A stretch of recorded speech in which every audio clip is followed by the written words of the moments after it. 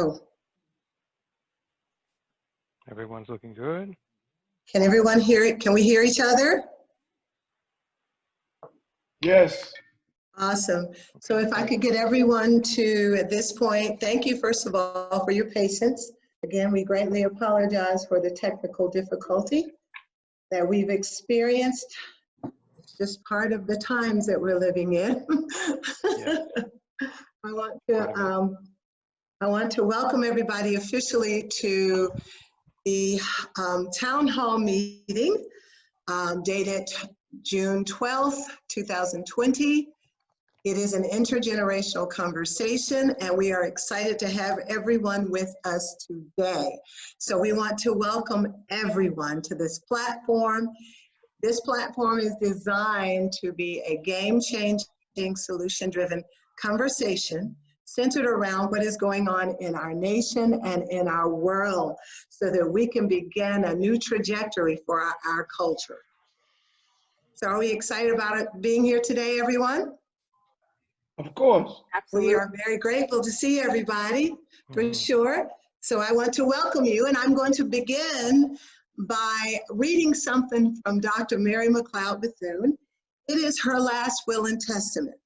And when you think of, when you really think of intergenerational conversations, I really believe that our forefathers speak to us through their work, through their written work, and through their lives. So my favorite historic mentor is Dr. Mary McLeod Bethune. So I'm going to read this, and I think it's going to just kind of segue right into our conversation today. In her last will and testament, Dr. Mary McLeod Bethune said, "I leave you finally a responsibility to our young people. The world around us really belongs to youth, for youth will take over its future management. Our children must never lose their zeal for building a better world. They must not be discouraged from aspiring towards greatness, for they are to be the leaders of tomorrow. Nor must they forget that the masses of our people are still underprivileged, ill-housed, impoverished, and victimized by discrimination. We have a powerful potential in our youth, and we must have the courage to change old ideas and practices so that we may direct our power towards good ends." So therefore, this is the reason we're having this town hall today, so that we can create an avenue of change through having an intergenerational conversation. Okay, so now I'd like to welcome Mr. John Reed, our program director, to share the purpose. So good to see all of you here, all of your beautiful faces, all of your tremendous intellects, but most importantly, your input into this conversation. And that's really what this is about. You know, I recall so many times being able to come back and sit at a table with my dad, and we would talk about the things of the world, he from his perspective, and the environment that he grew up in, and the difficulties that he saw. And I would speak from a voice of hope, from a voice of, "Hey, Dad, I know we can put together some solutions to the problems that we're seeing. If we could just get together, just get on one page." And so ideally, what I'm looking at right now is so many different individual voices together on one page. And we're going to take this time during this conversation to really focus on what we've been seeing. So we had indicated in the theme that you saw on the poster, what color is your knee? And you saw a graphic there of two different individuals from two different perspectives, but also with two different motives and two different rationale for how they responded. One promoted life, promoted examining what it is that we do and how we treat one another and how we are affected by the power structures and the policies that are out there. Another, and you know who I'm speaking about, took the power and the structure that were there, and he used that need to take another man's life. And as tragic as that is, the encouraging part of what I've seen is that everyone who was able to witness the video that was shared has been moved and moved to action. And more than anything else, that's what's going to be the difference in what we see in these days. How you move, how you're informed, and how you move to action from what it is that you discover. So our goal during this time is to make sure that we share some great information. We learn from the honorable leaders that we have, Dr. Steele from the past, and Brother Jackson, and some of the Pastor Maya, myself, Brother Linnell, some of us who have been a generation removed from our youth. But then we have the energy of all the rest of you that are here, and we want to make sure that we get to introduce ourselves, we get a chance to know who you are, and that we mark this moment in time as a way to move forward together, as a way to move forward informed, and most particularly to move forward purposefully so that we can continue to impact this generation. Is everybody willing to have an impact on where we are right now? You got to show me a show of hands. Amen. All right. That's what we love to see. Okay. Excellent. And now we're going to have an introduction to our guest artist. Good evening, everybody. My name is Rick Ross. I'm the founder of the Music Education Group. I definitely thank everybody for putting this on, and thank you for allowing me to be present this evening. I would like to introduce one of our other partners, Reginald Crossley from the Fulton County Youth Commission, and he will be introducing our young student who will be introducing Stan. So I wanted to give him an opportunity to say something as well. Reginald? Beautiful.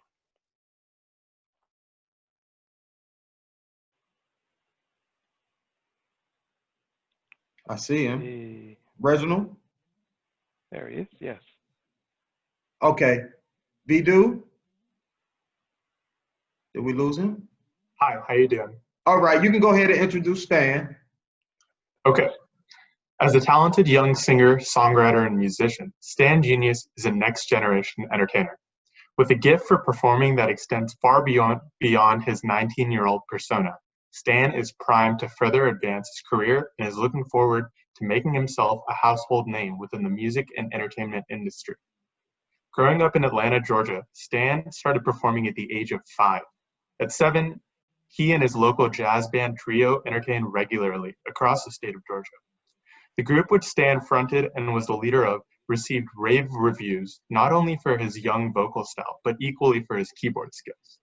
In 2017, at the age of 16, Stan Genius released full-length solo project, Light Skin Issues, followed by solo EP Genius Holiday in 2018. The release of these records attracted the attention of various prominent music industry A&R insiders. In 2018, Stan was asked to join the Fever Tour and as the opening act for recording artists Armin and Trey, while he performed for screaming young girls and admirers all across the country. His star was rising as he was building quite a following for himself. Stan Genius, who is currently an undergrad at the University of Southern California, describes his sound as funky, rhythmic soul rooted in inspiration. His latest independent single, Cross Your Mind, has surpassed 800,000 streams and is still growing. Often described as amazing, exciting, and intriguing, Stan has established a substantial following on the social media scene with over 1.2 million TikTok followers and more than 95,000 Instagram followers. Wow. Managed by veteran entertainment executives R.I. Ross and the Michael Malden, Stan Genius is poised to take the music industry by storm. Stan's future is bright and the hits are undeniable, says Malden. So if you have an opportunity to experience the Genius movement, you are sure to find his music, talent, and personality infectious. Stan Genius, an authentic next generation wonderkind. Stay tuned. Excellent. Oh wow, that was great. That was a really huge introduction. Oh my goodness. Well, I actually wrote a letter about my thoughts about what's going on right now in the world. So I was actually planning on just reading that. for you guys, and I'll kind of start off with that. This is my first time reading it, so here we go. Dear anyone with eyes to read, racism must end. We demand change. As a young Black man in America in 2020, I feel that I literally cannot go outside. I cannot drive without the fear of being stopped by the police. Martin Luther King Jr. stated, "A riot is the language of the unheard." We are tired of being robbed of our voices. We will not tolerate the continued senseless murdering of our people. How can we even acknowledge the First Amendment of the Constitution when we do not have freedom of speech? We cannot peacefully protest without being assaulted with tear gas, rubber bullets, and several instances of physical beating. Has there been heavy consideration into the fact that not Blacks, but white supremacists and our police took our protesting from peaceful to violent? Police starting fires, or racists disguising as protesters to start damaging property and looting. Also that we can then look at the Blacks who join in and call our community thugs. This tactic is to continue to rob us of our voice and shift our meaningful protest about the murdering, lynching of our people to simply a conversation of how Black people will take any chance they get to steal. Why is it that we create and push the narrative that Black people come from a place of stealing? Do we forget that it was whites who stole from us? Do we forget that it was whites who stole our land and turned them into modern-day country clubs? Do we forget that about the once thriving Auburn Avenue? Do we forget that it was whites that intentionally took measures to create the racial wealth gap that we live in today? We cannot blame the young Black kids who tag along after being manipulated by a system that has set them up to look like the bad ones. We cannot blame the young Black kids who have grown up in an America where they were never taught to look at themselves as equal, but less. We have no leadership. We are being exploited by a system that intentionally acts to make us ignorant to the unjust that has been present for years and years. This system has not changed in its intention since it was created. It has only become more discreet. We are living in a society that is set up not to offer Black people a shot. We are participating in a system that is set up to oppress Black people without us realizing. It is by no coincidence or mistake that Black people make up some of the most underfunded communities in the country. A Black person can have the same salary as a white person and not be nearly as wealthy. This is because wealth is generational and generations of Black people have been plundered. That said, a Black person who wants to create a higher financial status is usually looking at getting higher education. However, the cost of a higher education just to have a shot at a better opportunity is usually unbearable. And in America, once in a position of instability or debt, you're rarely given the opportunity to get out of that position. So the cycle continues. The problem is the deceiving system that preys on the most vulnerable only after Black people were intentionally made to be the most vulnerable.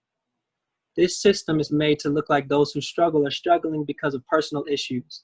This narrative is perpetuated in the media with the stereotypes of lazy Black people who want to live on welfare and mooch off of the government instead of pulling themselves up by their bootstraps and earning a living. The truth behind this harmful stereotype is that the task of quote unquote bootstrapping is literally systematically impossible. While these stories with misdirected blame on Black people for their situation have gained popularity to the point of being accepted as societal truth, the oppressive system that keeps them disadvantaged have become increasingly discreet about their true intentions over the years.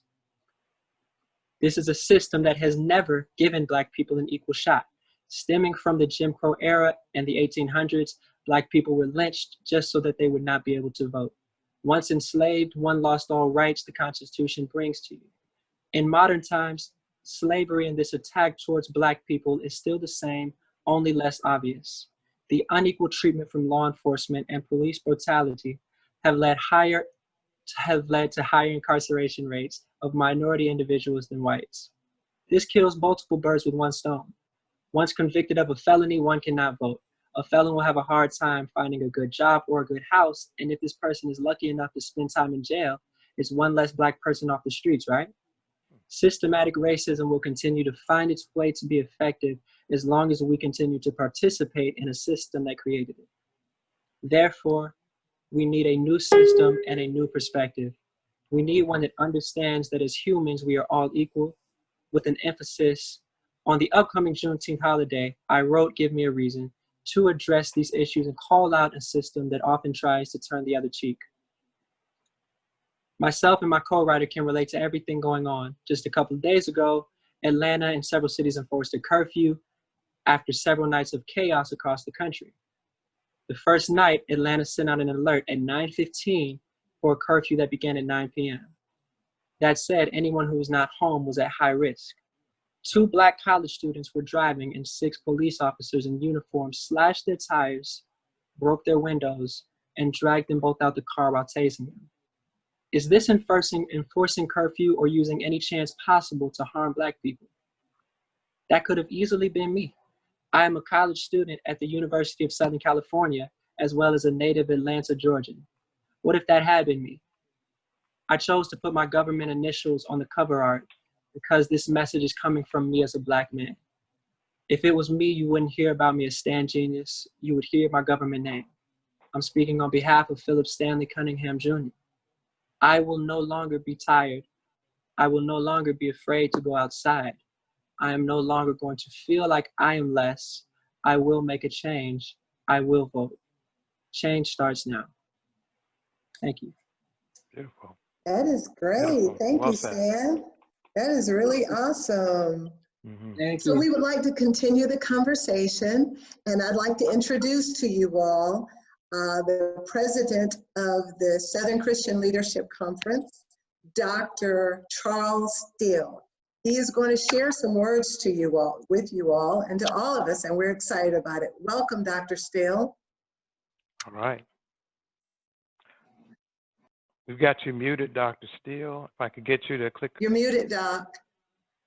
lower right-hand corner, lower left-hand corner. There you go. Can you hear me now? Absolutely. Yes, sir. Okay. I was trying to respect the previous speaker because I do have my phone and occasionally I have to answer. But I just want to talk. And first of all, let me thank the young man who just gave his presentation. Stan and what's his last name? Genius. Genius. Genius. Mm-hmm. He is a genius. Yes, he is. Yes, he is. Got the right name.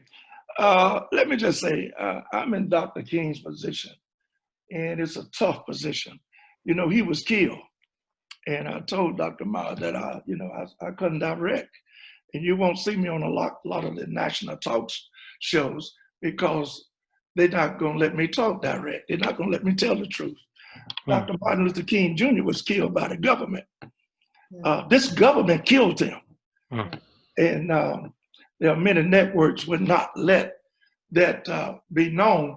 As a matter of fact, I'll be speaking in South Georgia and leading a march tomorrow.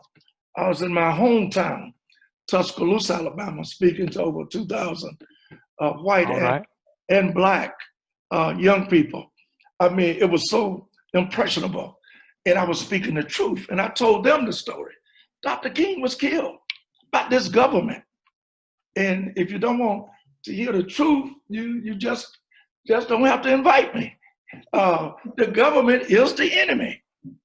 And until we realize this, we don't understand what type of fight and what type of obstacles that we are up against. America was founded upon white supremacy 401 years ago. White supremacy. And let me just say this, the things that I'm telling you, you never will read, and I'm not going to prolong, I'm going to get right to the point in 2 or 3 minutes, and I'm going to be listening. You'll never hear the things that I'm telling you in the classroom. You have to educate yourself after you finish the classroom. You have to go through the structured training of academia in America and globally. I travel the world very extensively. So, and I have researchers, and I research the researchers. So when I talk, I'm talking facts. You're talking about a institutionalized racism within this country. It was Frederick Douglass that said, power concedes nothing without a demand. Never has and never will. Politics has never freed us.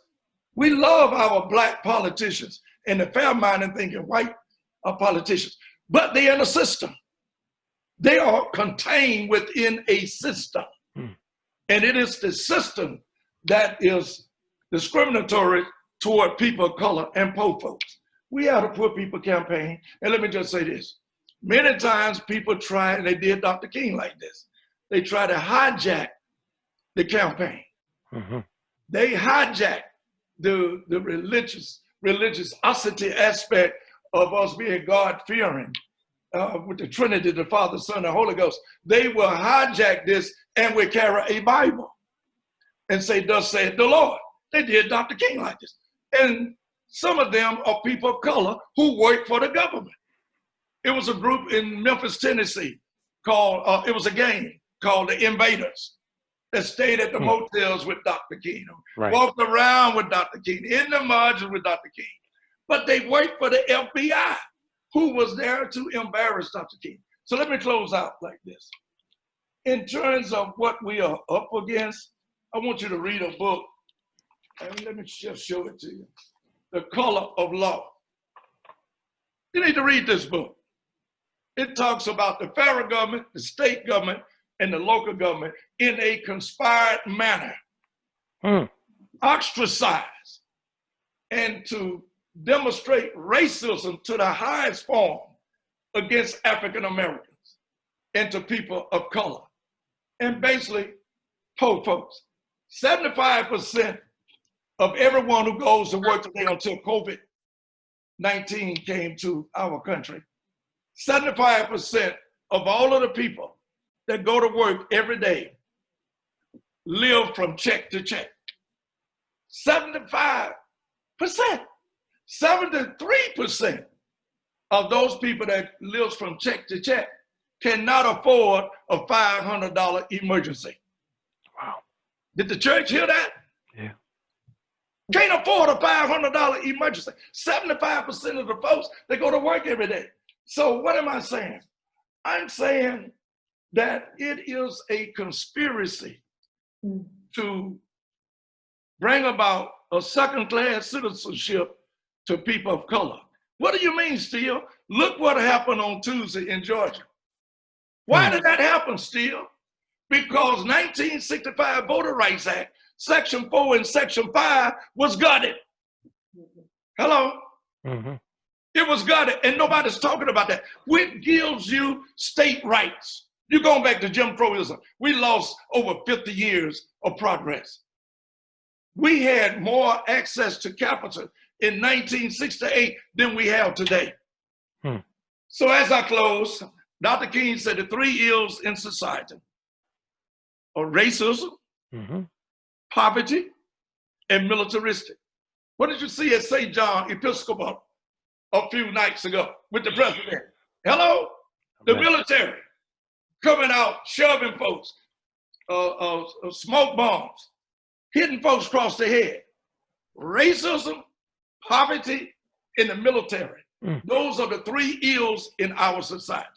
So I will pause now, but please read The Color of Law by Richard Rothstein. The Color of Law tells it all. This has been happening ever since 1619, since we were forced to immigrate to this, or migrate to this country. We are forced immigrants in this country, and that's been over 401 years ago. It's never been fair for people of color. Never. Never. And the young people, let me say this. I admire you. I'm inspired by you. But don't let people get you hung up on labels. Don't want to sing the old civil rights songs no more. I know because I'm out there marching peacefully. And we have to have a structure. We are nonviolent.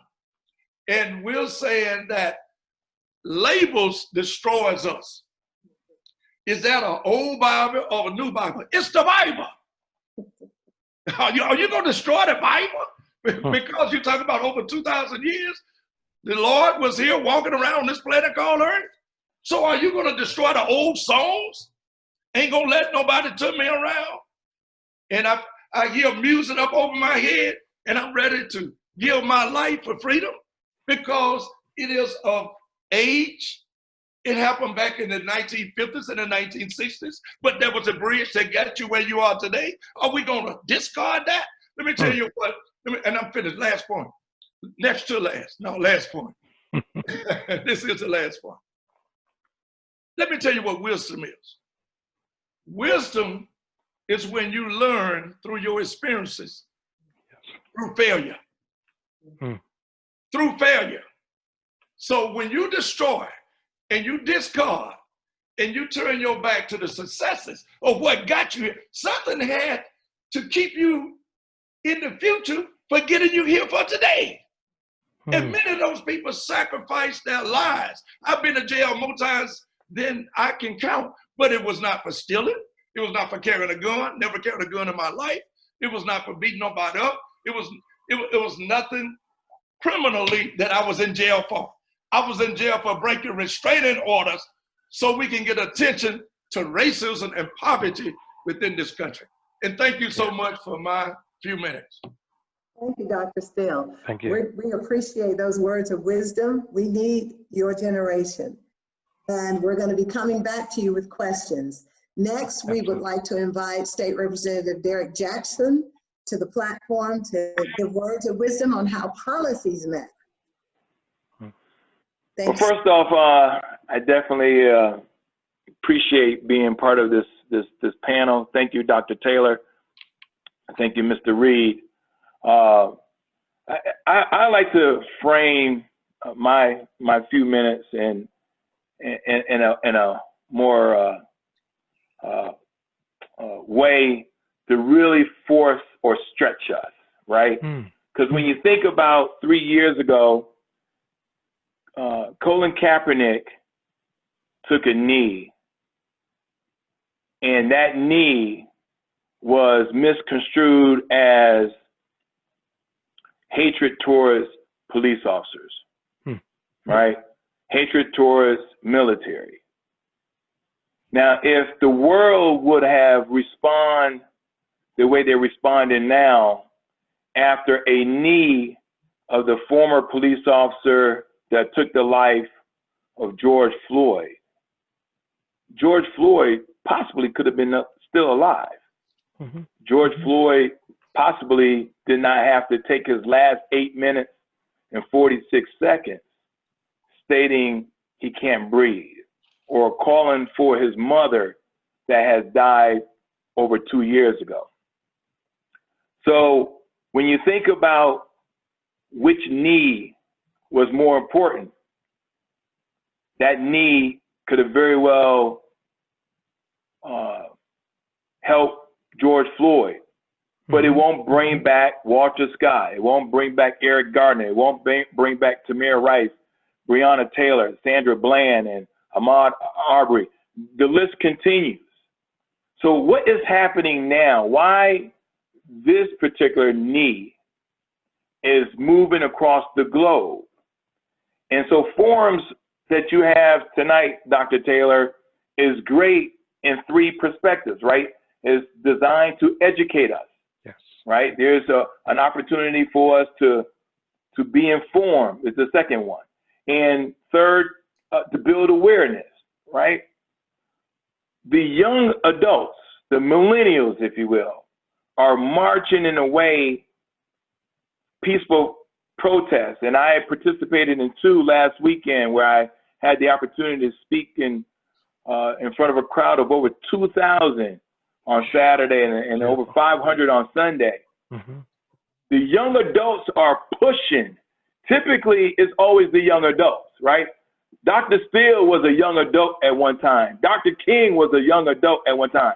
It's the young generation that is stating, and Stan Genius already said it tonight. They're demanding. They're no longer asking for change. They're demanding for change.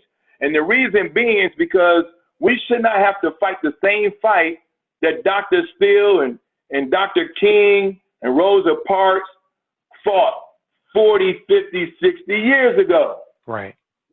Right? And so where are we today?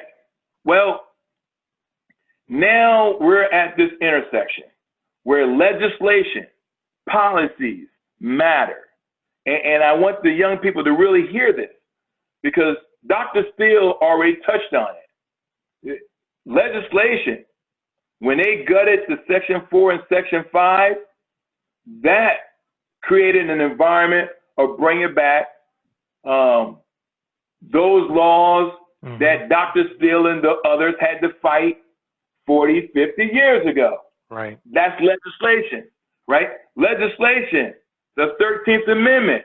So they say, we're going to give you Emancipation Proclamation, brought about the 13th Amendment, and they put 2 or 3 sentences in the 13th Amendment to create an environment of incarceration of those who look like us who are on this panel.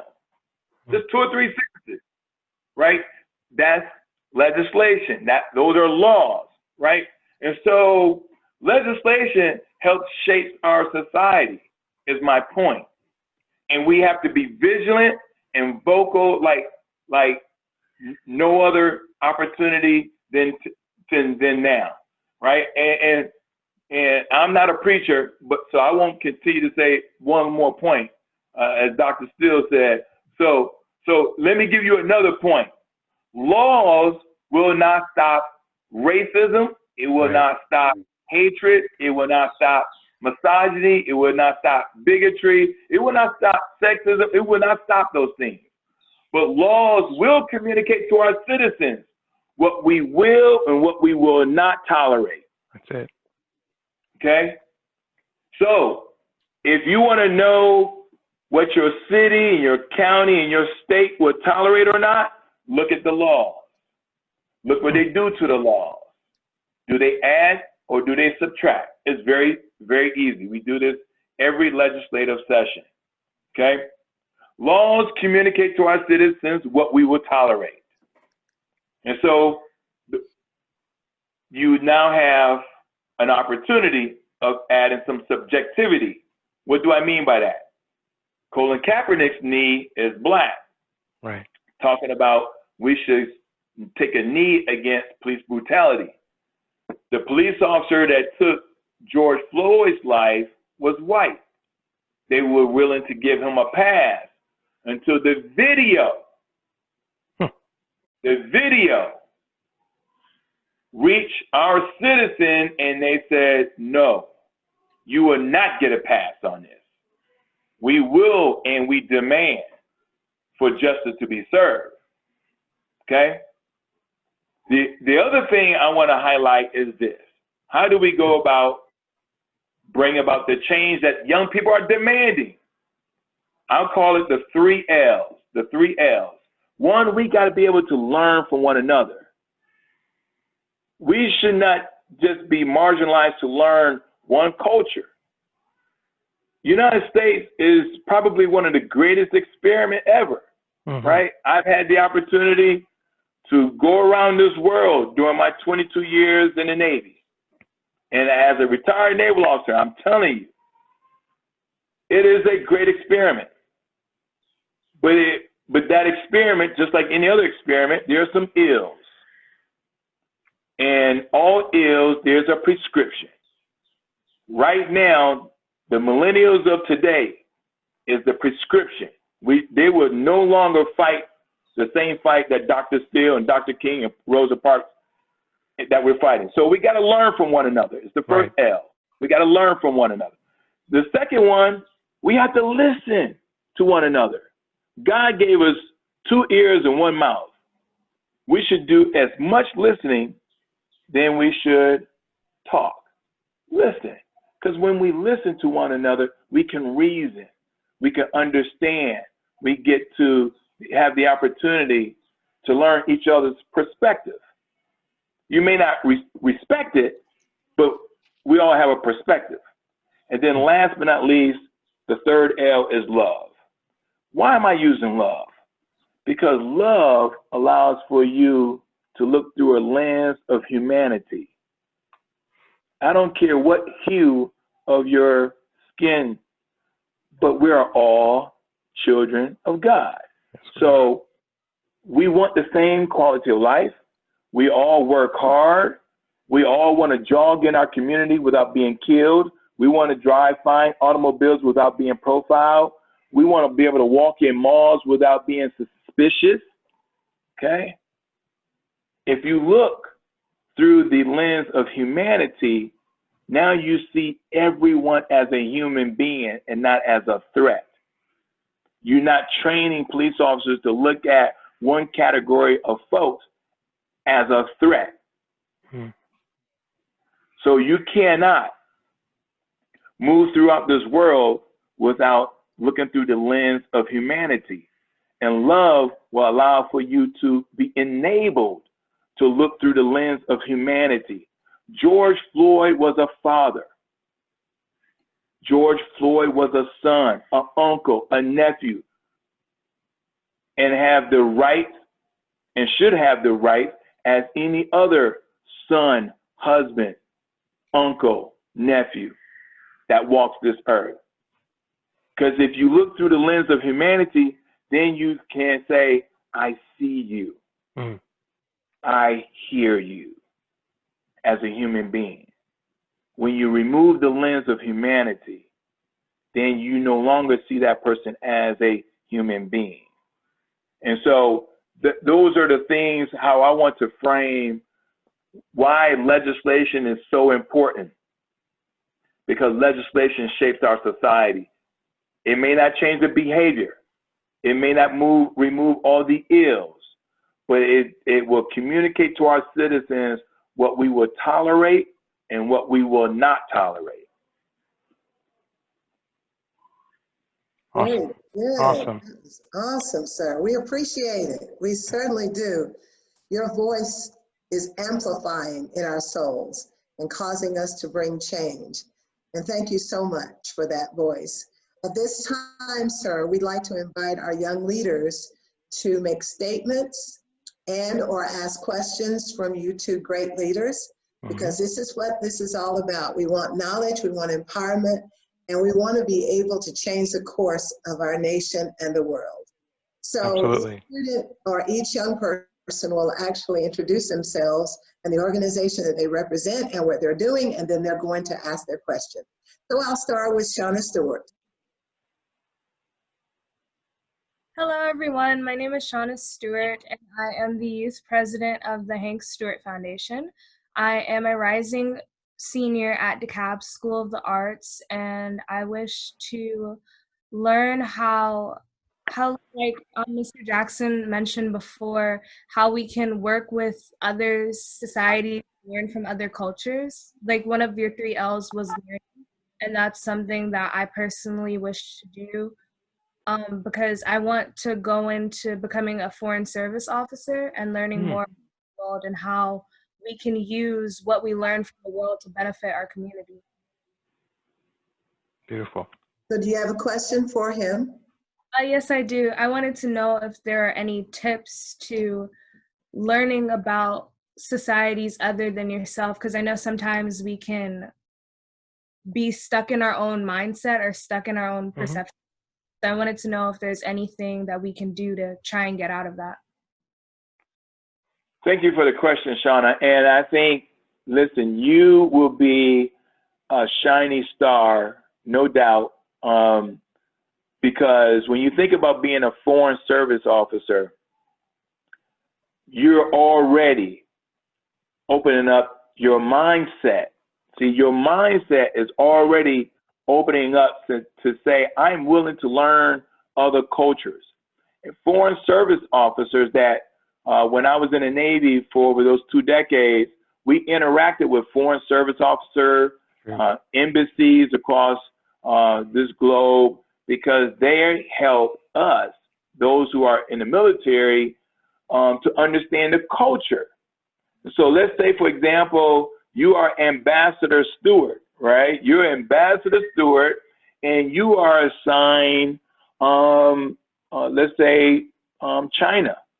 And so when our ships pull over to China, you're going to inform us about the do's and don'ts of that culture. And the reason being why that's so critical, Shauna, is because we do not want to embarrass United States, but more importantly, we don't want to embarrass the host country of their honors and customs and traditions.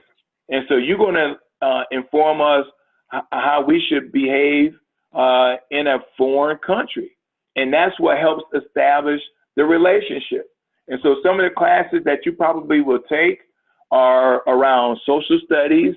You will probably take classes around multicultural type classes, around the arts, where you can learn more about the various continents and countries, their behavior, and so of the social sciences. And so all those kind of classes will prepare you. It doesn't mean that, you know, you can still become an international lawyer. There's a plethora of things you can still do in terms of your degree, but it's the classes will help you expand your mindset, and you're already on the right track because you're saying right now at your age, you're open to learning other cultures.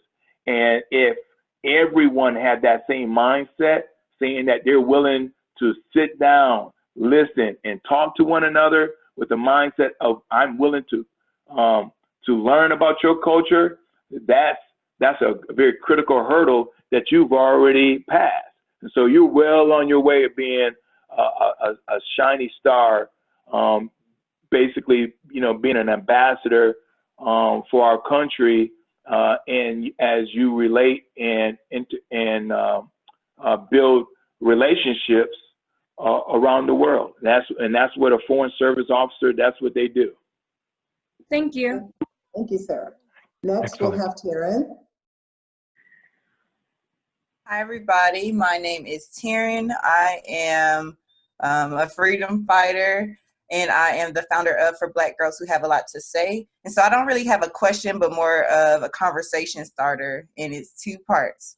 So when we're looking at policy, we have to think about who enforces the law. And so I think it's very important for us to realize whose responsibility that is, and if it also applies to that group. We have to think about when we're looking at reform versus reinvention or the abolition of a system or a practice. And then I also want to look at justice does not equal an arrest. When we look at our system, the system is not good at all. Okay. I'm like, that's the best way that I can say that. But our jails and our prisons are not set up to do what they're supposed to do, which is supposed to be rehabilitate. That purpose. And so when we think of justice as an arrest, it doesn't really make sense. We have to dig deeper. We have to push harder for different things in our community's policy. We also have to have people who are making those policies and laws look like us and come from the same places as us. Otherwise, the laws won't reflect us at all. So those are just kind of some food for thought, and people can comment how they want. Let me jump on that. I'm a former state senator as well, okay? First Black state senator from Tuscaloosa, Alabama since Reconstruction. I went to Alabama. You went to the university? I just led a march there last Wednesday. Yeah. All right. University of Alabama was in my district. Most of my friends are there. They always supported my movement in terms of growing up, you know, being inspired by Dr. King and Reverend T.Y. Rogers from Tuscaloosa. When I called on them last Wednesday, they came out in droves. But this is my point. I was also one of the first city councilmen in Tuscaloosa. So, but I marched on Tuscaloosa at the University of Alabama, young lady, many times.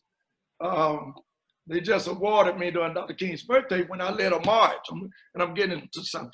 When I led a march against the University of Alabama. See, you can pass public policy and laws and bring about the attention of these things to lawmakers, I was one. And the thing being is that you can pass certain piece of legislation, but just as soon as you pass the legislation, there's an element out there to take it away from you. Do you understand what I'm saying? Do you understand what I am saying? It just happened here in Georgia, young lady, this past Tuesday. Yeah, I worked the polls. Okay, you know why you had the problem? Section 4 and Section 5 was gutted. Absolutely. 2013, nobody's talking about that. Yep. Everybody's talking about everything but that. Like Biden gonna be president or this other man is crazy. Okay, I don't disagree with that. But the point being, why not talk about the real issue? Mm-hmm. The real issue is racism. Absolutely. And when you got President Barack Obama, we went to sleep at the wheel. He did a great job being in a system, in a systemic racism the way it was. He couldn't have done anything else. He was in a system. But we still applauding and getting emotion over President Barack Obama. They eradicated the catalyst of freedom. Of the 1965 Voter Rights Act, or Section 4 and Section 5, and most black folks don't even know it. I agree. Not even talk about it. And I've been talking about it since 2013. I was one of 10 people holding up when the U.S. Supreme Court rescinded it. This is not right. You're taking us back to slavery. Why we are not talking about that? That's why you had problems with voting last Tuesday in the state of Georgia, redneck Georgia, okay? Because you under state rights, and I'm not afraid to say it. Yes, sir. The truth must be told, okay? So I might not get me invited back to the next one, but I'm gonna tell it. Well, because the truth got to be told. You are in a system that really dislike you. I'm not using the word hate. Totally dislike you. Let me tell you what Victor Hugo said. Victor Hugo said, there is more misery among the poor than there is humanity among the rich. Wow. They don't give a doggone about you. Okay? Great. Okay. Absolutely. So when you pass these laws or discuss these laws, it's about the support on the ground. If you don't have a groundswell of people supporting that, Lyndon Baines Johnson didn't wake up one morning, say, I love the Negroes, I love colored folks. Let's pass the 1964 Civil Rights Act, then the 1965 Voter Rights Act. No, he was pressured. That's right. Black folks and Negroes and colored folks were willing to lose their lives. And I know a lot of them that was harmed, castrated. If you got caught, young lady, you went to University of Alabama. If I got caught at night after 6 o'clock at the University of Alabama, the Ku Klux Klan and white folks would castrate me if they didn't kill me or hang me. That was at the University of Alabama. If I didn't have a mop and a bucket in my hand. So nothing has changed. It's modern day lynching and modern day castration. Absolutely. Thank you, Dr. Steele. Yes, Tara. And I just wanted to say, like, yes, absolutely. Things are very much the same there in Alabama. Like they're worse, young lady. They're worse. Yeah, they're worse. Because we did accomplish something and we lost everything we accomplished. We lost it. What you going to say, Tara? I was just going to say that I understand just how far we have to go, because we stand on the shoulders of women like Ida B. Wells, who fought for anti-lynching, Fannie Lou Hamer, who fought for Black poor people in the South, of Ella Baker and Mamie Till and Sabrina Fulton, the mom of Trayvon Martin. So I understand how much work we have to do, and I understand the power that we have. But I also know that our people are not educated about this system, the system that is racism, the system that is white supremacy. Hold your point. Can I, and I'm gonna shut up after this. You own it, young lady, and the rest of you all too. Representative Jackson, I really enjoyed you. I want you to know that. But I'm a civil rights in my blood and my bone. Okay, Dr. King, you hit it. 6 principles of Dr. King said, and this would solve the world problem of marriage. It would solve the church, a relationship anywhere. In the 6 principles, we teach this all over the world. Number 1, gather information, which means you get the facts, know what you're talking about. You can holler at me and yell at me and disagree with me, but you can't debate me because I gather the facts. That's number 1. Number 2, after you get the facts, just what you said, educate the public on the facts that you got. I'm disappointed that our people not being educated on on the truthfulness about what's going on. Number 3, make a personal commitment. Number 4, negotiate. Number 5, direct action, demonstration. Number 6, always reconcile. Use those 6 steps. It'll get you out of anything that you are wrapped up in and want to get out of.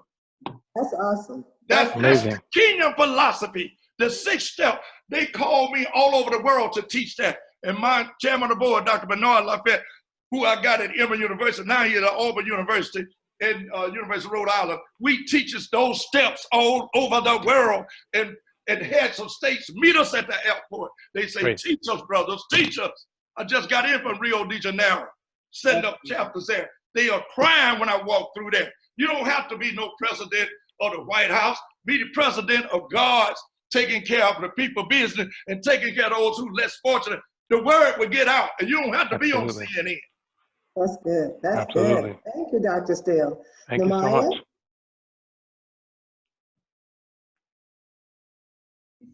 Hi, I'm Namaya. I am the CEO and founder of Project Namaya, a nonprofit organization that helps students with disabilities prepare for post-secondary education in a job after graduating high school. That's good. You have a question or statement?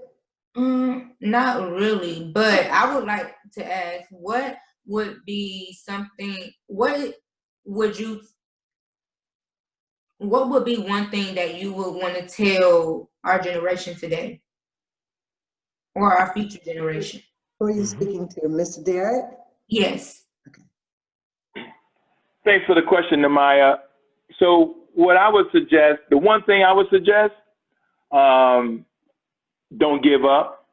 The only way you can lose is when you give up. I don't care what it is. If you are pursuing a college degree and if you stop, you give up, you won't attain it. If you run in a race and decide to quit after the second lap and you give up, you won't win the race, right? Don't give up. And so the only thing I would add to what Dr. Steele just mentioned is that I want to empower and encourage you all, that you all have tools that did not exist 30, 40, 50 years ago. I've watched a rising high school sophomore within 5 days put together a peaceful protest rally within 5 days and was able to get, like I said, about 500. And then the other 2 are in college, freshman college students, and they got nearly 3,000 folks. And they both did this within 5 days.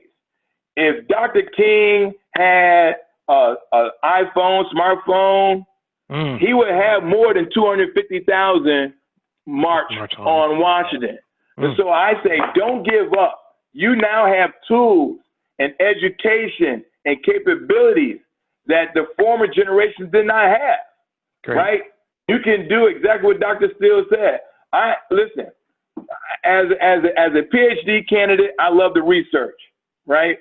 And when you go into a debate, even if you have to debate a fool, the public knows when you walk in there with facts and data, it cannot be refuted, right? And so, you know, each and every day I go on social media begging and pleading as a state legislator and say, I want to debate Donald Trump. And I know I'm going to beat him, but they ain't going to take me up on it, right? Because I want to clearly show that I can debate a 74-year-old fool, right? Hillary, she did it, but the public still not there for women. And it pains me as a father of 3 daughters, right? That's a problem when a woman makes 70 cents on a dollar. A man and a woman can have the same qualification, the same skill set, but she makes 76 cents on a dollar. The man could be a fool like the current occupant of the Oval Office, Right. cannot even put a coherent thought together, cannot even read a Dr. Seuss book, and he's in the Oval Office. So don't give up. Whatever your goals and dreams, whatever God put in your heart, don't give up, Nehemiah. Don't give up. That's good. Absolutely. Christopher? I just wanted to interject something too for all of you that are listening, and I know you're gaining some knowledge and some perspective you may not have heard before. And I want you to use that, and I want you to hear clearly. You will have an opportunity to control the narrative about how you want to move forward. So arm yourself with what you're hearing. Make sure you're making good use of this time, and it's going to allow you to be influential at just the right time. That's how God created you. So I just wanted to interject that. Awesome. If I may piggyback off of you, Mr. Reed. Yes, sir. First thing came to my mind when she asked, what do you suggest? First thing, get a track record. Okay. See, everybody talking. You got all of the accessibility to technology, but everybody talking. Before people come to me, everybody wants my position, okay? But they don't want to come through what I've been through. They don't want the training. See, it's structure that we are missing and collaboration. Okay. See, the enemy knows we are not in collaboration. I heard somebody on TV yesterday say, bring the camera, I want to get on CNN. Okay? And the news has really perpetrated a negative impact upon us because we don't need the news to get our message out. We need to create our own news, have our own network. Yes. The news media will define who your leaders are. I look at a track record. Mr. Steele, well, when you gonna resign? Well, I'm gonna resign, but the baby hadn't been born yet. Who's gonna take my place? You know, I get their attention in. I ain't going nowhere. Okay, I ain't going. And I own a funeral home in Tuscaloosa, Alabama, until they roll me out. Okay, because I know what it takes to run this organization. Dr. Keith, see, I asked the question. Thank you so much, Mr. Reed. Take your notes on this, young people. I asked the question when I'm speaking to the audience. What was Dr. King's main or major priority in leadership outside of being a good speaker, charismatic? And matter of fact, he got a seat in preaching when he was in seminary. All right. So that goes to show you that you can flunk a class or get a C or a D and you still can be great. You understand what I'm saying? Okay, so I tell them the fact that you want to be a leader. Dr. King, first priority, guess what it was? Anybody want to tell me? Raising money. Yes. Running a civil rights business. Okay. I come out of a business background in my dad's funeral home. My brother and I owns it. Dr. King was a businessman outside of being a preacher. But in order to raise money, you got to have a track record of being honest and having integrity. You can't be a crook. You can't be an opportunist. I have folks saying, I want to, and you know what? I made the mistake when I first, and I've been in SCLC president a total of 13 years. So I ought to know a little something. I had a whole lot of folks around me who didn't have good intentions, okay? Oof. And a lot of them came from a religious background. So you got to know these things. And once you get out front, they'll get ready to attack you. Even the folks around you will attack you. So what am I advising you to do? First of all, don't let all of this wisdom that Representative Jackson, myself, Mr. Reed, Dr. Taylor, and others, don't let all of this wisdom that we have, because we have the wisdom because we made mistakes. I had some folks around me, Representative Jackson, I thought I could save. And Lord knows I prayed one night and God sent it to me. Still, I wouldn't even save them myself. What you trying to save them for? And that's just the truth. He allowed us to make choices. Hello. So first of all, I recommend to you, watch who your associates are. All right. That's good. That's good. Oh, come on now. Come on. Helpful. Thank you, Dr. Steele. Thank you. Find out who your associates are. Watch out for the people around you. Got it. Don't run around with folks like I did. Took me 20 years to get focused. That's good. Walking around with folks who you think are your friends. Oh, I'm with you still. As soon as things break loose and it's for the negative and the bad part of you as an individual, you can't find them. But you got to understand business. You got to have integrity. You got to have a track record. It's a package of things you got to do. You can't march forever. And I'm one of the world's greatest marchers. That's why I got arthritis today. I've been marching all my life. I got author. Thank you so much for your wisdom. We appreciate it. We're going to have to move forward quicker than we wanted to because we have several students to hear from. Absolutely. And Dr. Taylor, I'm gonna have to. It's 10 minutes to 7. Yes. I'm gonna have to get off. Okay, we understand. Can everybody appreciate Dr. Steele?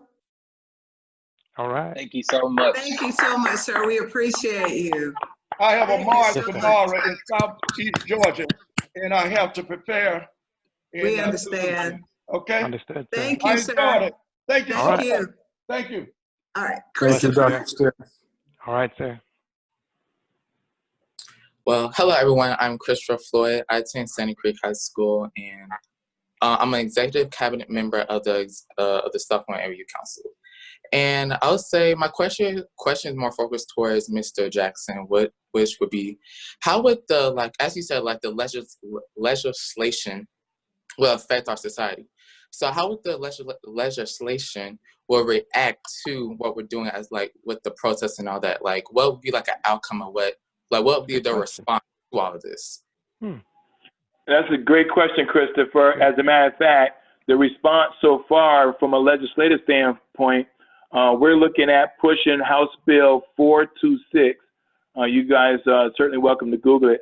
House Bill 426 is our hate crime bill. And that hate crime bill, Georgia is one of 4 states that do not currently have a hate crime bill.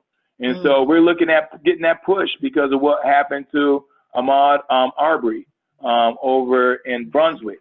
The other thing that we're looking at doing, Christopher, is changing the citizens arrest legislation that we have and stand your ground law. And so, because of what happened to Ahmaud Arbery, simply, a young man just jogging in his neighborhood in broad daylight, clearly with shorts and a t-shirt, not carrying anything, minding his own business, was basically hunted down by 3 individuals who felt that it was their right to take this young man's life. And they were empowered through legislation that currently have on the books, stand your ground law, citizens arrest, and the lack of, again, a hate crime bill. So that's the reason why what has happened in recent weeks helped move our legislative agenda specifically because what the movement that you all are doing. That's great. Great question. Thank you. Donna? Hi, everyone. My name is Adana McBride, and I'm the Vice President of the Hank Stewart Foundation, and I'm also a rising senior at Eagles Landing High School. Right. However, I am a full-time dual enrollment student at Clayton State University working on obtaining my paralegal undergrad.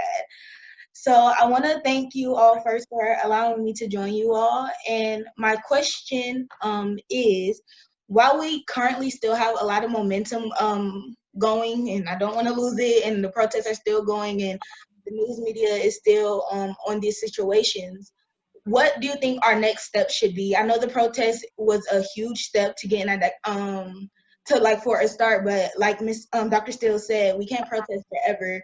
And I would like to see more of these protests, if they still happen, be followed by some type of conversation that we could either be having at these protests or in town hall meetings or whatever the case may be, that we can actually start taking steps. Like when Dr. King and them were marching, like the bus boycott, they actually like took steps that lasted long times to see actual solutions happening. So I'm just wondering, like, what steps can we take as the youth to actually start having these conversations and get them out there to people so we can start seeing real change happening in today?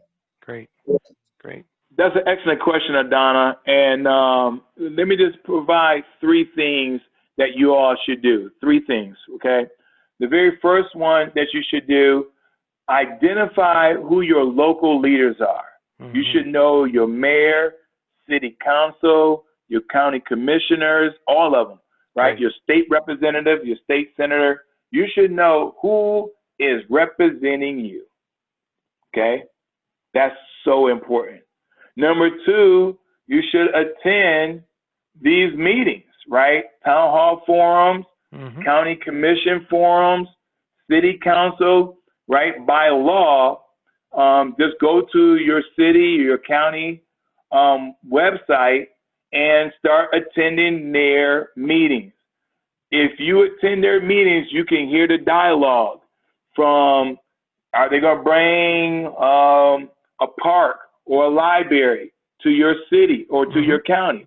And if not, you can go up there as a citizen, request to talk 2 or 3 minutes, depending on what the topic is, and say, why don't we have a library? Why don't we have a park? You know, or whatever it is. Why don't we have a grocery store with fresh vegetables? Right. Those are the kind of things. So number 1, identify who your local leaders who's supposed to be representing you. Number 2, start attending those meetings. And then third, and I think most importantly is this: do not let this moment not become a movement. You want this moment right now to turn into a movement. If you think about everything that Dr. Steele shared with us this evening, they were all movements, but it started off from a moment, right? Rosa Parks refusing to give up her seat because she was tired, right? She worked just like everybody else. But that moment that she did not give up her seat turned into a movement, okay? The civil rights movement, voting rights, a movement. So these moments happen, but they're sustained through a movement. So you just do those 3 things, those next steps. Identify who your local leaders are. A lot of folks, a lot of millennials, a lot of young people, y'all don't know who your mayor, right? You don't know who your city council. They're making decisions on your behalf each and every day. How to spend your tax dollars, who your county commissioners are, who your state representative, and who your state senators are, okay? Okay. Attend those meetings and demand that this moment doesn't turn into a movement. Absolutely. Yes. Awesome. All right, next we'll have Vidu. Everyone, I'm the chair of the Fulton County Youth Commission. I'm a rising senior at Northview High School, and I'm a researcher at Stanford University. My question for you guys is, there's a lot of talk about defunding the police right now. So what do you guys think about allocating more resources to social workers and other departments? Is that open to the entire panel, or is it to a state representative? It's open to everyone, ma'am. Good. Yes. So Vidu, this is a very timely question. We return to the legislative session on Monday, June 15th, and we're talking about a total of $54 billion. Our budget should reflect our values, right? 28 billion from the state, 26 billion from the federal government. It's $54 billion to run and operate all the mandates of the state of Georgia. And so, yes, the conversation is around defunding police right now. Do they need these militarized type vehicles? Do they need all this types of, military type of equipment and resources? That's the conversation that we can all have. But the bottom line, the real gravity of your question, Vidu, is this. Our budget should reflect our principles and values.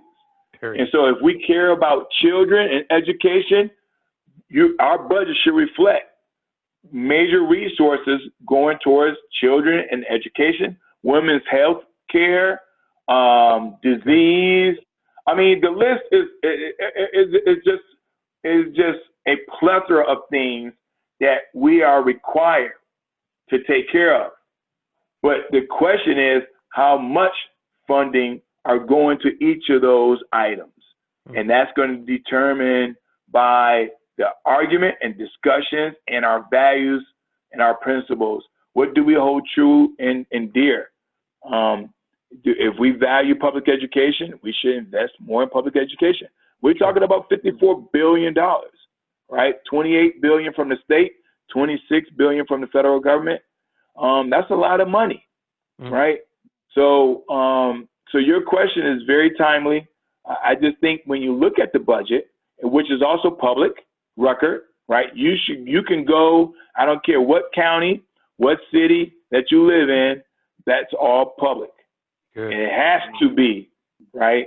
And if it's not, you go and find out who the city council and who the mayor is and say, I need to see the budget. Very good. That's simple. Work. Very good. Someone I'd love had to a hear comment regarding this Karen. question? I'll let y'all go ahead. Okay, okay. Next is Aaliyah. Hi guys, I'm Aaliyah Vieira. I'm 19. I am a South Fulton Area Youth Council alum, and I'm a rising sophomore at Georgia State. I'm a journalism student, and as a journalism student, I really noticed how the news media does shape the conversation, and it frames people's opinions. And how they really try to demonize the movement and demonize the protesters, and that really shapes the opinion of the country. And the news media is something we really need on our side. It's vital that we have people that are actually sharing real stories and sharing what's actually happening in the streets, and not the politicized garbage that they like to air for entertainment, basically, or to further their own agendas. So as a journalism student, I really want to work on type of things that Dr. Steele was saying, like create my own news media outlet and a multimedia platform that people can come get real news from, that's not politicized by left wing, right wing, all that other stuff. Like just facts. Like people need facts, and that's really what I want to do as a journalist. And my question is, I also really want to see Black people getting more political power. Like we need some of this political power that the NRA and all these other organizations have.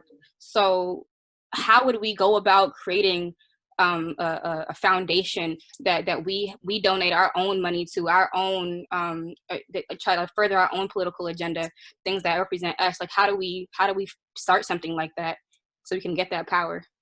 There you go.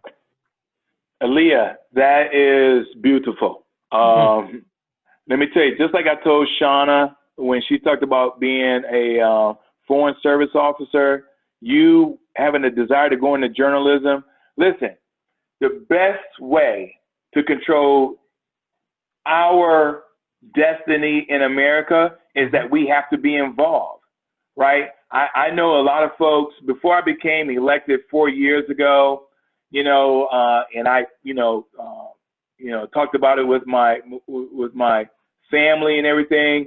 And they were like, well, Dad, are you sure? Because then if you win, you're going to be a politician. And politicians just, they lie, they cheat, they steal, right? I'm saying, wait a minute. Let's say, for example, you have a bad doctor. Do you stop going to doctors? Let's say you have a bad lawyer, and you are in need of a lawyer. Do you stop going to lawyers, right? See, the Dr. King said it best. We have to get to a point in our society where we judge a person by the content of their character. Yeah. Right? And so I, in the last 4 years, have reshaped, Aaliyah, what a public servant should look like, what a politician should look like. Right? I've now reframed the conversation, what an elected person should do for their constituents, making themselves available, right? It's not often that I'm not available to Mr. Reed and Dr. Taylor. Unless there's a schedule conflict, I'm there, right? And so the question is, you become a journalist.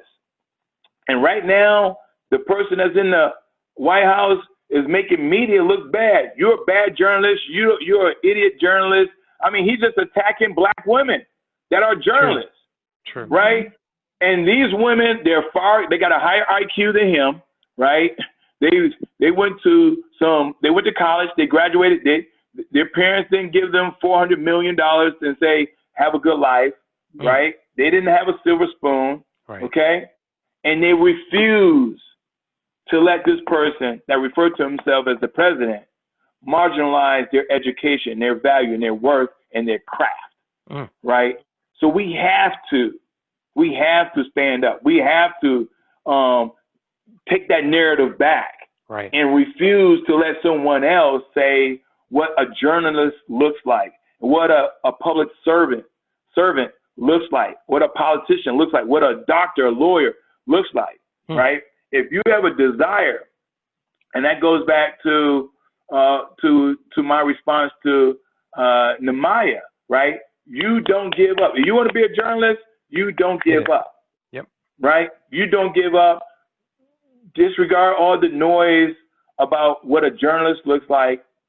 It's in your heart to become a journalist. And when you become a journalist, then you can say, no, this is the story I want to tell, right? You are now the anchor woman on CNN and do just like what Don Lemon and Chris are doing. They say, no, this guy's not a leader. He's leader. He's a lot of things, but leader is not it, right? Because his track record, going back to Dr. Steele, their track records show that they're bringing about truth to power, okay? And it goes back to what Taryn said with her, the Black girl movement that she's doing, right? We all have a voice. The question is, are you going to let others silence your voice? That's a good word. That's good. That's good. Excellent. Ashley? Hi, I'm Ashley Thompson, and I am a rising ninth grader at Dutchtown High. And I don't really have much to say, but I just think that everything's going on is really tough, and I feel like we can make it through, and we can make a change. Very good. Ashley, you probably the youngest one that I spoke to so far this evening. We need to just make sure that by the time you are a college student, and it's going to fly by, these years are going to fly by, trust me, these 4 years, and before you know it, you're going to be a freshman in college. We should not have the same kind of conversation 4 years from now. True. Right? We should not have a conversation saying, why is it that women only earn 76 cents to $1? Right? We should not be having that conversation. We should not have another Ahmaud Arbery, not just in Georgia, but anywhere. Anywhere. You should be able to jog in your neighborhood and come back home alive, right? And so, yes, as you're going to continue to matriculate through high school, your voice will continue to grow and sharpen. And you're going to sound just like Sky and Taryn and Adana and Nemai and Sean. Your voice will get stronger and stronger and stronger. Right. So I look forward to hearing good things from you. Awesome. Awesome. Absolutely. Aaron? Mr. Johnson. Hi, my name is Aaron Johnson. I'm Aaron Johnson. I'm sorry, a rising freshman at Howard University studying biology and mathematics. And I am now a former Fulton County Youth Commission. This is open to all of the panel. Paint for me a picture of your beliefs as it comes to police reform, or whether police reform being through empathy, implicit bias training, no knocking, no knock warrants, and reallocating resources from wellness checks and responses to domestic violence abuses and putting those into education, into housing. Paint for me a picture of what that looks like for you, not just in budgeting, but as a day-to-day type thing. Yeah. Well, listen, first off, Aaron, you sound just like your dad. I know you have, you're going to be going places because I know your parents very well. Listen, I think nothing is sacred, right? So when we say reform, and I like what she said earlier, sometimes reform is not the word we need to use. Sometimes we just need to blow it up and start all over again. Right? See, because when you reform something, that means you look at what is in existence right now, and then you say, okay, let's take this away because you don't need it. You needed it 30 years ago, but you don't need it today. Okay, so some things I'm okay with reforming. Some things I'm okay in regenerating. Just blow it up and let's start all over again. Right? And so when you think about, to your specific question, Aaron, about police reform, again, these are the three things I think we need to do. Write this down, Aaron, and share it with your dad. In terms of police reform, I think every officer should go through a mental evaluation every year. Every year. Oh. Every year. Number two, if you are a bad police officer, and there's a few, right? You know, I mean, because there are more good police officers than there are bad. So I want to be very clear. But for the few bad police officers who decide they want to go rogue and be Billy Bad Butt, then we need to have a database. Yes. If they get fired in one city or one state, they can't go to a neighboring city or a neighboring state and get hired as a police officer again. Nope. Right? Because the police officer that killed George Floyd has a rap sheet. Should not be a police officer. So we need to, so that's number two. We need to have a bad police officer database. And if you get fired for your bad performance in a police system in one, then you don't have the opportunity and the ability to go and say, hey, I was a police officer over here and get hired again, because now we didn't fix the problem. Right. Eventually, it's going to get, the situation going to get caught up. And that's what happened to George Floyd, unfortunately.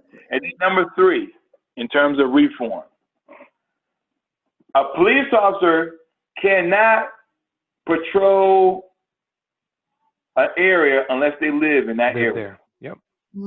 Yep. Community. See, I grew up in New York, and there was this program, I'm dating myself, it was called Officer Friendly.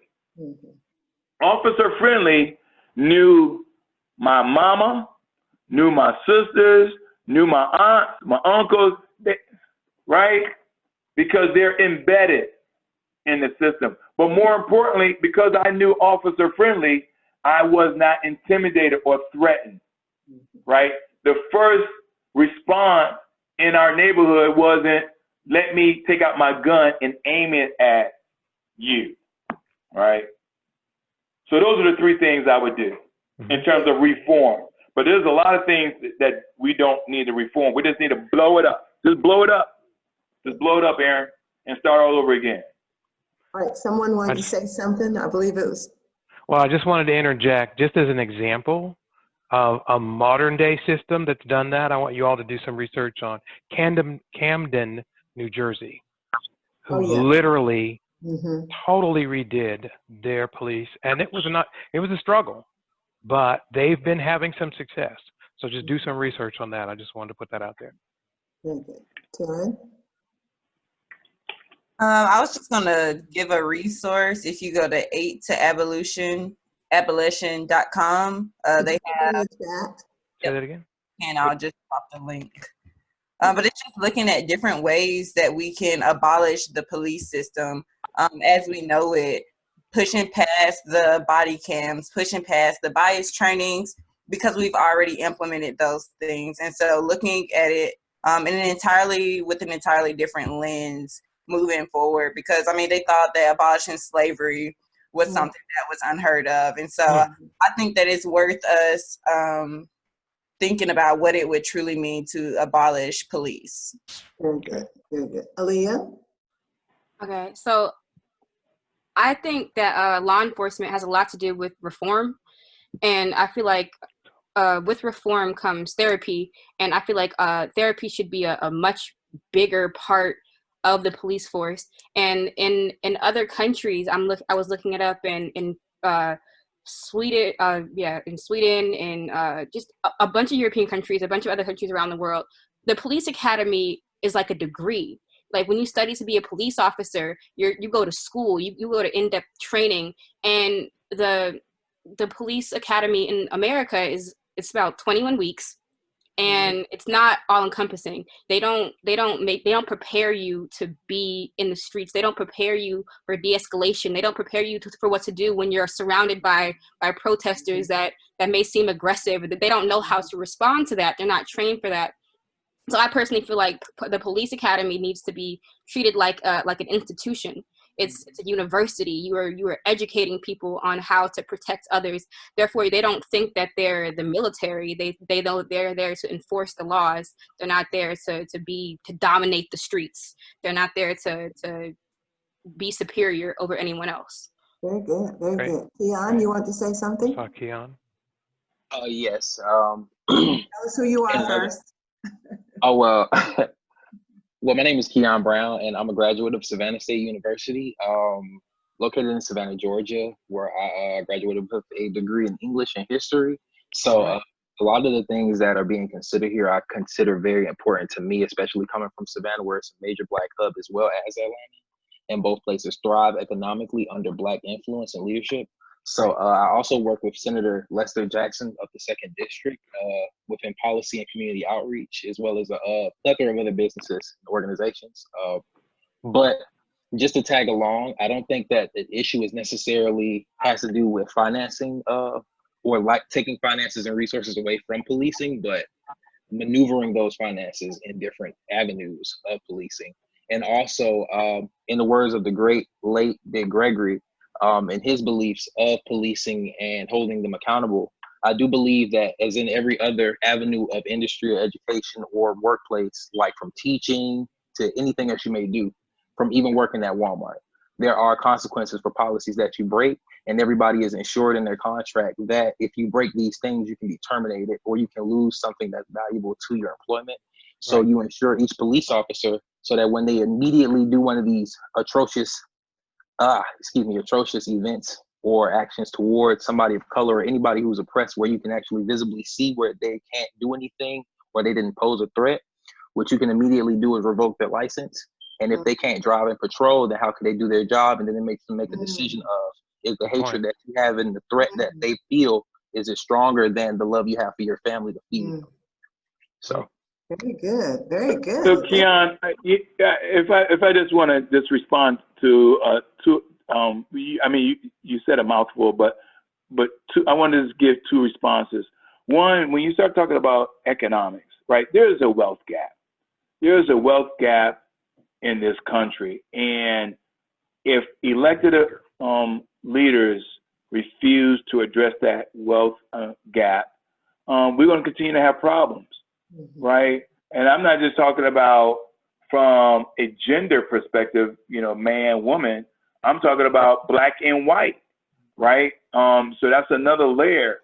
There are times, many times, we're just as educated, if not more. We're just as loyal to a corporation. I mean, you will hear folks saying that they've worked in one corporation 20, 30, 40 years, right? There's a sense of loyalty there, but yet they don't move up on the corporate ladder. That's a problem. And the second thing is this. When you look at how we as Black and brown citizens, how we participate in this economy, right? I mean, if you look at just the Black and brown population, we add about $1 trillion to the economy. Right. $1 trillion, right? But it may only circulate in our community one time. That's a problem, right? And the reason why it circulates in our community one time, because they decide to build economic development in other cities. So we have to leave our city and travel 15, 20 minutes to a good restaurant or a good grocery store, right? And we just talking about basic things here. So we need to demand that some of these things are built in our community, right? We want a good grocery store to, again, purchase healthy produce for our families. We want to have banks. You know, I was just talking to a colleague and she was sharing with me that all the banks move from one side of town to the other side of town. But if you look at the demographics, where the banks moved to was on the white side of town. So now African Americans, you know, Black and brown citizens have to travel to the other side of town because they still have a mortgage, they still have a car loan, they still have banking needs. And so it's just not right when you start talking about the economy and how we participate in this economy and how we still have a problem with wages and how it should be commensurate to our education attainment. Very good, very good, very good. And thank you, Aaron, and thank you, Keon. We'll come back to you if you have some more questions and statements, but I want to get our last young person, Ms. Sky Jackson. Yes, ma'am. Thank you. I am Sky Jackson. I am the current president of the executive cabinet members of the South Fulton Area Youth Council. I am a recent graduate of Langston Hughes High School, and I am due to go to Spelman in the fall to receive a dual degree in computer science. I'm passionate about combating the stigma around minority women and especially young girls' success in things like the technology and STEM field just in general. And I do have a question for State Representative. I know a lot of people who are going to be tuning into the call, a lot of families, parents especially. A point that I saw made on social media was that the fact that a lot of the police brutality that we see towards young children can likely be attributed to the adultification of our young Black and minority children. They're seen as more aggressive, they're seen as intimidating, they're giving harsher sentences and things like the school system. Like simple arguments result in out of school suspension, and whereas their white counterparts may not, you know, even have much of a consequence. So a question I had for you was, what do you recommend that Black and minority parents and guardians teach and instill in their children growing up as they become young adults and eventually adults? Well, first off, thank you, Sky. It's always great hearing you. I know you're well on your way.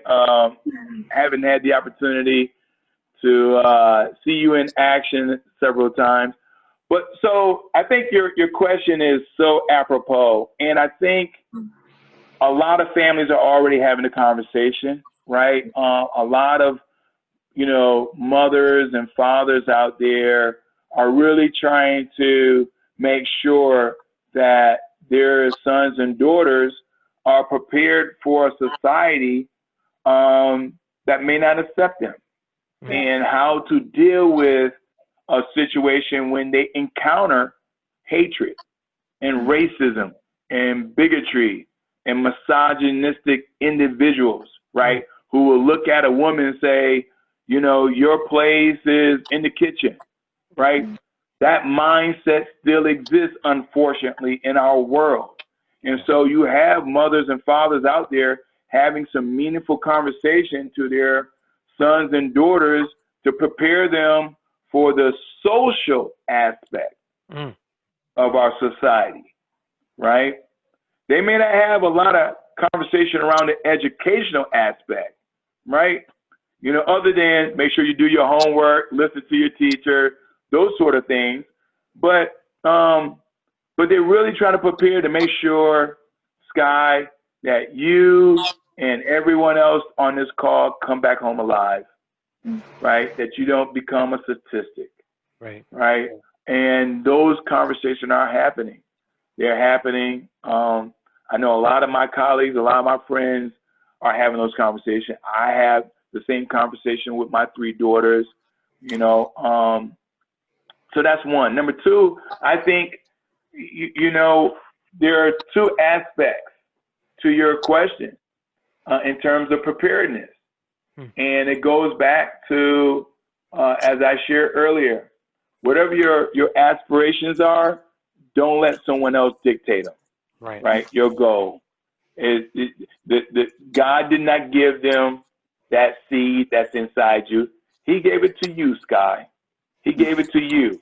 And so it's up to you to make sure that that seed that God planted in you come into fruition.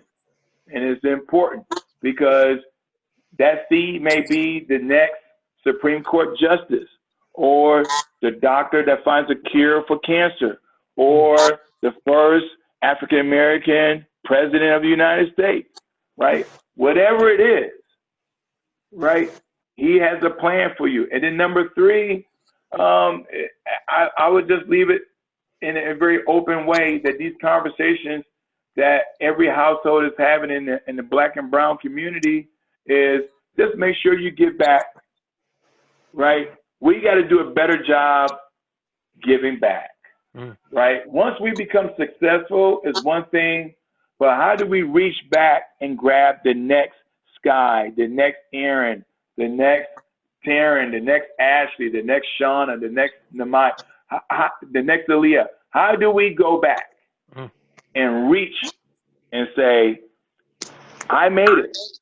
Now it's my job to reach back and grab someone else. And it may not just be 1. It may be 4, 5, 6, however many it is. The goal is reach back. Right. Thank you. Very good. And we would like to have closing statements from everyone, maybe a one-liner, and then Mr. John and I will close us out. So we'll start at the top, Ms. Shauna.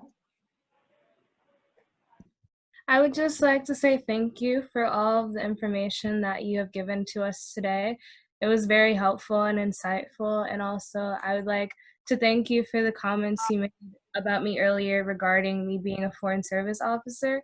It was like you knew exactly what I wanted to do, especially China. So thank you for that. I love it. Adana? I also want to say thank you again for inviting me on this call. I learned a lot, and I will be taking it with me and follow those 3 steps that you did give to me. I also want to ask, like, the rest of the people on the panel, if you all had any group chats or any groups that I could be able to be a part of to be more informed or to get more information about steps that we can take as a generation to move forward. I would love to be a part of that. I'll put my email in the group chat. And thank you again. Awesome. Wonderful. Ms. Aaliyah? Yeah, I'm just so inspired to be on this call and hear everybody's ideas and their outlooks and opinions. Like, that's awesome to know that there are young people out here that are actually thinking about this and thinking about how to move forward and strategize. And like Adana, I'd love to be involved in any organizations or any conversations that could give me more information. And I'd love to keep in contact with you, Mr. Jackson, because I'm always looking for somebody that has the position that can advocate for the community and stuff. So yeah, It was a great conversation, guys. Awesome. Great.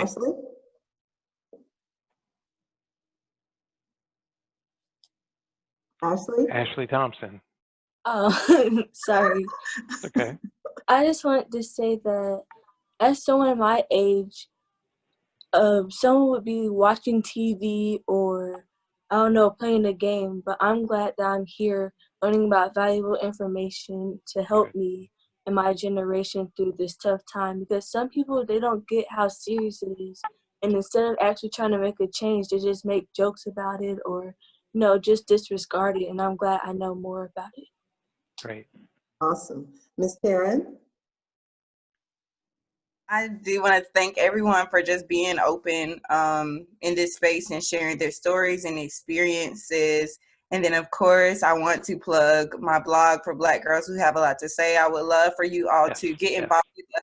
We are launching our brand ambassador program where we'll be doing trainings with other Black girls, women, and non-binary people. I have lots of information on how to get involved in your community and things like that. So I'll drop that in the chat box. Wow.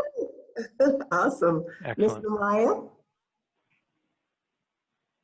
I would like to say, first off, I want to state back to my slogan, no excuses, making it all happen, which is Namaya, my name.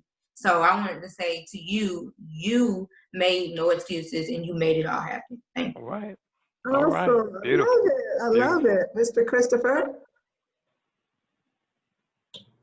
I just want to say thanks to everybody for their perspective, as I was I wanted an answer.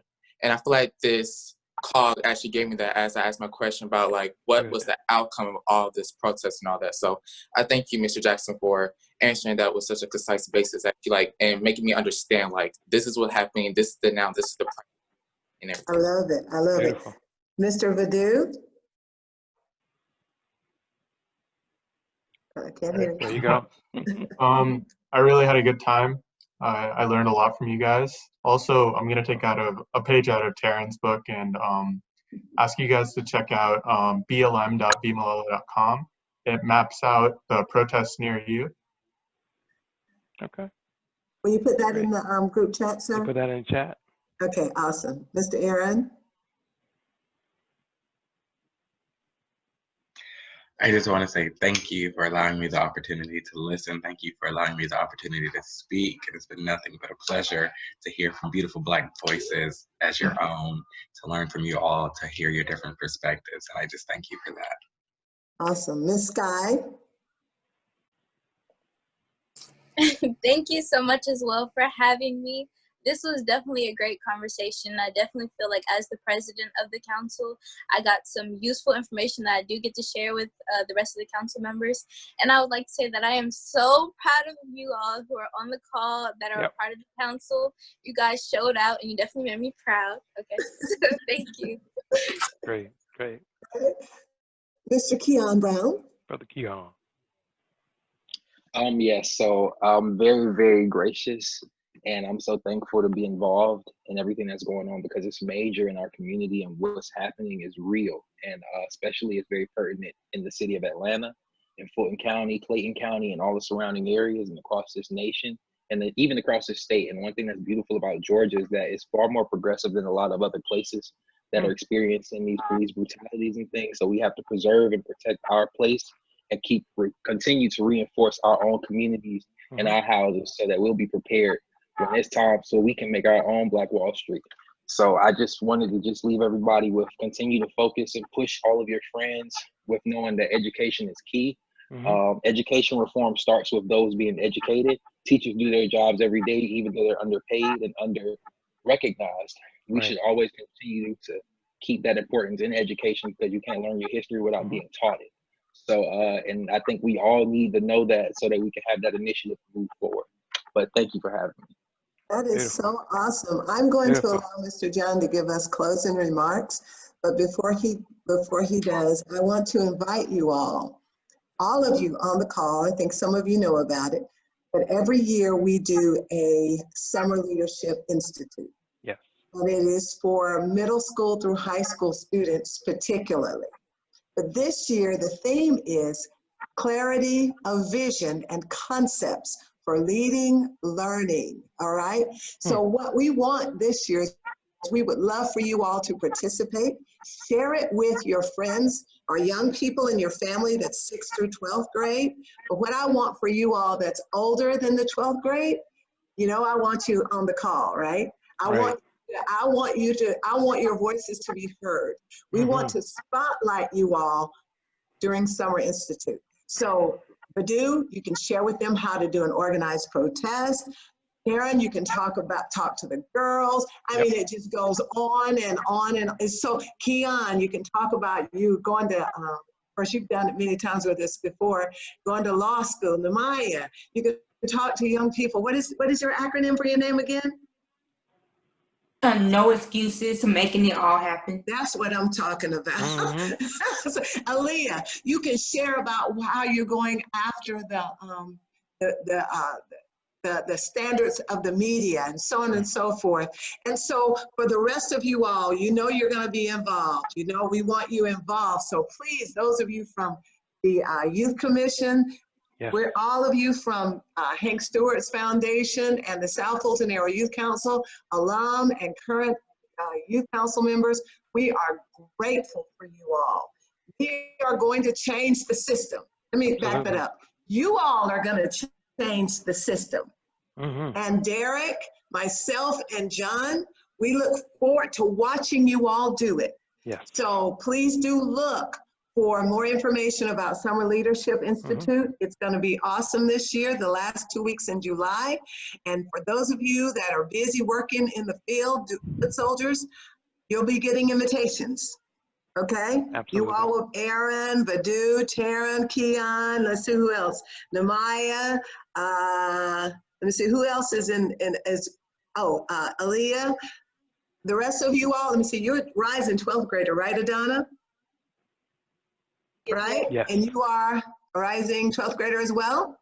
Shauna? Yes, ma'am. Awesome. So we invite you all to empower other young people, because someone asked the question, how do we keep it going? You empower your brothers and sisters that's coming up behind. And that's what Summer Leadership Institute is all about. So I'm so honored to have had this platform with all of you all. Look for the invitation. This is just the beginning of the conversation. Yes. Hats off to Dr. Steele, and we are grateful for him, and hats off to State Representative Derrick Jackson. Here. Thank you, sir. We appreciate you so, so much. Brother John? Wow. This is wonderful that you all took the time to be intentional about being here. How many of you know it was no accident that you were on this call? How many of you know that what's been poured into you now needs to be processed within you and now needs to be pushed out in the world around you? I want you to know that every one of you is born with purpose and you were born with power. And you have the ability to overcome everything that you're going to face. And so I want you to keep that in mind. As you leave from this place, take what you learned and empower the ideas that are in your mind and the organizations you want to start and the folks that you get connected to. And I want you to make it your position and your place to reframe the conversation. When we have a debate, when we have these issues that are going on, there is hope, and every one of you represents hope. So you reframe the conversation and push it toward the hope that you are there to initiate and you are there as a catalyst to move forward. Every one of you on this call, I'm proud of you here, being here. I know this is not the last time we're going to see you or hear your voices. Thank you so much, Brother Derrick. Thank you for everyone who participated. And I thank you very much, Brother Linnell, for helping us with the technology, for bringing this about successfully, because it does take a team. It does take a team, y'all. And so we were blessed to hear what we needed to. Go ahead, Dr. Maya. So if you're done, as soon as you're done, I want State Representative to close us out with his closing remarks after you're done, sir. Make sure then, pay attention, use the power that you have, and use your social media, because you guys have swords that we did not possess. You can move the world. Just remember that. Brother Derrick. Thank you, Mr. Reed. And again, thank you, Dr. Taylor. Love this opportunity to, again, just participate in a healthy conversation, right? This is what we need to do more of. I would leave you in my final statement with three things. Please, ma'am, please, sir, vote. If you want to know what the power of your vote is, just look, because they're trying to take it. Yes. If your vote wasn't powerful, they would not try to take it. Right. I just want to be clear on that. If you don't vote, you're not participating. You gotta vote. It is people have died in order for us to be able to vote, right? And so I take voting very seriously. It happens frequently, not every 4 years. It happens every 2 years, and there are special elections in between. So that's the first thing. Please vote. Number two, engage in your community. Yes. Right? Everything that you all talking about, blogs and website and networking, your community needs you. And when you know and start attending your city council and county commission meetings, well, first off, you're going to shock them. They're like, why is this young person sitting in the audience? Right. You're going to really shock them if you say, I have something to say during public comments, and you sign up to speak. Okay? Demand the change that you desire. Yes. If you don't demand the change, you're not going to get it. It's not going to just fall out of the sky. You have a voice, from Ashley up to Taryn, up to Keon, Voodoo, Sky. You all have a voice. Yes. Right? Exercise your voice.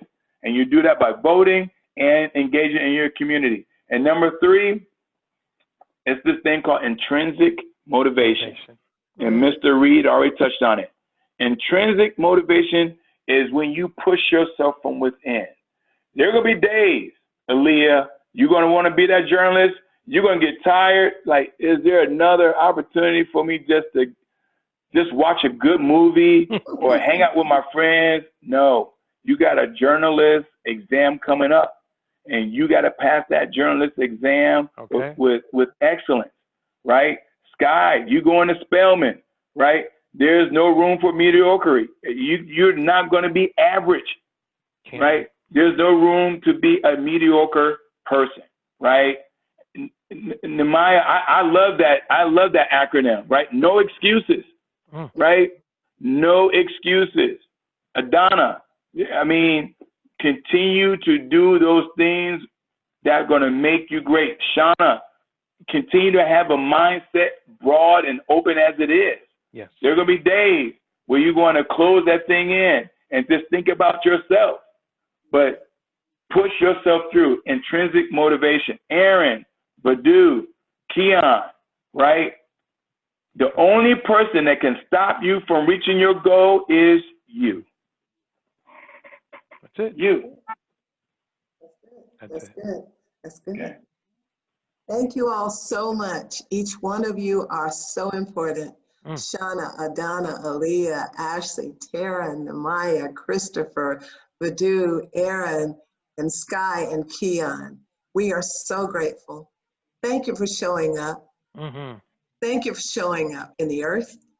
And thank you for showing up in our lives. Absolutely. You are so needed. And you all are what Dr. King talked about. Okay. You all are his dream. So thank you so much. You're also ours.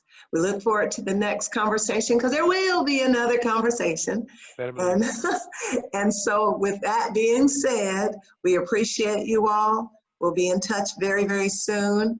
And for some of you, this is my first time meeting you, but I'm a lover. So I just want all of you all to know that I love all of y'all. And I appreciate every last one of you. So God bless you. We're signing off. And we'll make sure that this goes on YouTube